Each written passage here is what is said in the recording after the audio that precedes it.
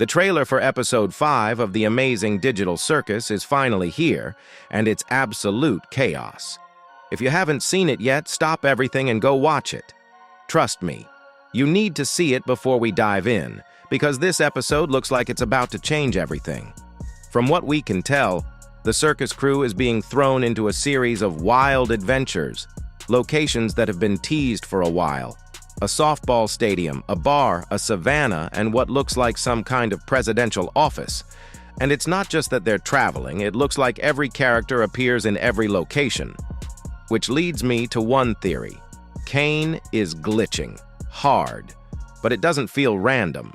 What if each location isn't just an adventure, but a reflection of who these characters could have been? Different versions of themselves they either outgrew or never got to become. Take the softball stadium, for example. We see the circus members playing against versions of themselves, but they look off. Evil Ragatha, calm Zooble, battle-ready Pomni, and even a strangely meek version of Jax. Could they be facing their past selves, or even alternate selves from timelines where their lives played out differently? Jax, usually smug, now looks shy. Kinger seems more commanding, almost like a leader.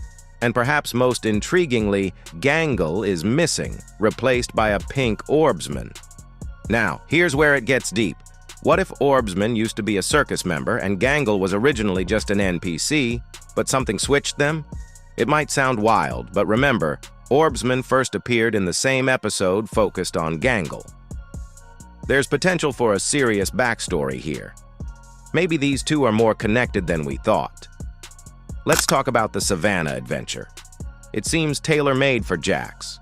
He's in full explorer gear, gun in hand, completely in his element. But here's the twist. Later, we see Jax still in his safari outfit, but inside what looks like an office setting, possibly Pomni's office. So now, the adventures are starting to blend together. Caine's glitching might be so severe that the lines between each reality are breaking down.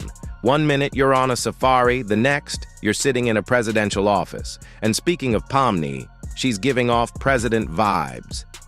This office looks official, powerful. What if Caine is showing her what she could have been? A version of herself outside the circus, in the real world. It's a haunting thought. Was Pomni meant for greatness, but ended up here instead? Now, is Caine doing this out of malfunction? Or does he have a reason? Maybe he thinks that showing the circus members their alternate paths will make them appreciate their current reality. Especially after Zooble confronted him in Episode 4 about how no one's enjoying the adventures anymore. So Caine responds by saying, "You think this life is bad." Here's what it could have been. Some of those outcomes are darker than expected. Ragatha turning full villain, Jax completely flipping personalities, or Gangle being erased altogether. And that brings us to Zooble. In the trailer, we see them at a bar, likely the same one from the Mafia teaser, and they're the bartender. That lines up perfectly with a Tumblr post by Gooseworx, where she said Zooble would make the best bartender. It's subtle, but it adds weight to the idea that these scenarios represent who they might have become as humans. Then there's the Void scene, Zooble with Caine and Bubble alone. Nobody else around. That's concerning. The tension between Zooble and Caine has been growing, and if Caine is glitching this badly, maybe he finally snaps. Maybe he pulls Zooble out of the simulation altogether, unable to satisfy their expectations. It's cruel, but plausible. As for the timeline of all these events, it's honestly hard to pin down. The episode seems to be jumping between realities, and we don't get a clear sense of what happens first, or what's just overlapping due to Caine's glitching. But one scene really stands out. We see Pomni, Ragatha, and Jax alone together in what looks like the savannah, though the lighting is darker, moodier, almost like dusk, or maybe even a post-apocalyptic version of the same place. All three of them look exhausted. Their expressions are heavy, like they've just gone through something traumatic or emotionally draining. It feels like the chaos of all these alternate realities is starting to take a toll on them, not just physically, but mentally too. And honestly, this could be setting the stage for one of those deep, emotional moments we've come to expect from the Amazing Digital Circus.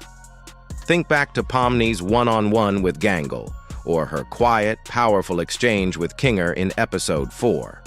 This scene might offer something similar, but with even higher emotional stakes. There's also the intriguing dynamic between these three specifically, Pomni, Jax, and Ragatha. It makes you wonder, is this grouping intentional? Maybe there's some hidden connection between them. Some shared history from before they entered the circus, buried deep in their forgotten pasts. The way they interact here might hold subtle clues.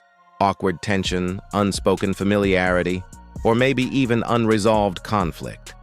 Since none of them remember their real names or who they were before all of this, it's possible they're feeling that emotional pull without understanding where it's coming from. It's almost tragic, really. Facing someone who might have once meant something to you, but all that meaning is just gone. And if something does get revealed during this scene, some crack in the memory, a slip of the tongue, a sudden emotional reaction, it could change everything moving forward. And then there's that final, eerie group shot. Every single circus member staring directly into the camera. There's something unsettling about it. The stillness, the silence, like they're not just looking at us, but through us. It's haunting in the way only the Amazing Digital Circus can pull off. My best guess? This moment comes right after Ragatha's so-called evil side is revealed. We've seen glimpses of it before, especially that chilling shot where her lower eye glows red. But this might be the aftermath, the part where the chaos settles, and the characters are forced to confront what just happened. Maybe Ragatha finally opens up here, explaining why she acted the way she did. Maybe she's not evil at all, but angry, confused, or broken by something we haven't seen yet. This could be the first time we hear her story, in her own words. And if so, it might be the emotional breakthrough we've been waiting for since Episode 1. This isn't just a visual pause, it's a reckoning. A moment where each character starts to realize they're more than just puppets in Caine's broken system. And for us, the audience, it might be the moment we start to understand Ragatha not just as a side character, but as someone central to the bigger picture. In the end, the trailer hints at something much deeper than just glitchy adventures. It's about identity, regret, and confronting who you could have been. It's silly, sure, but it's also deeply emotional, with themes of existential chaos woven throughout. I don't know about you, but I'm beyond excited to see how this plays out. Let me know your theories down in the comments, and don't forget to subscribe for more amazing Digital Circus breakdowns. Thanks for watching, and I'll catch you in the next one, piece by piece.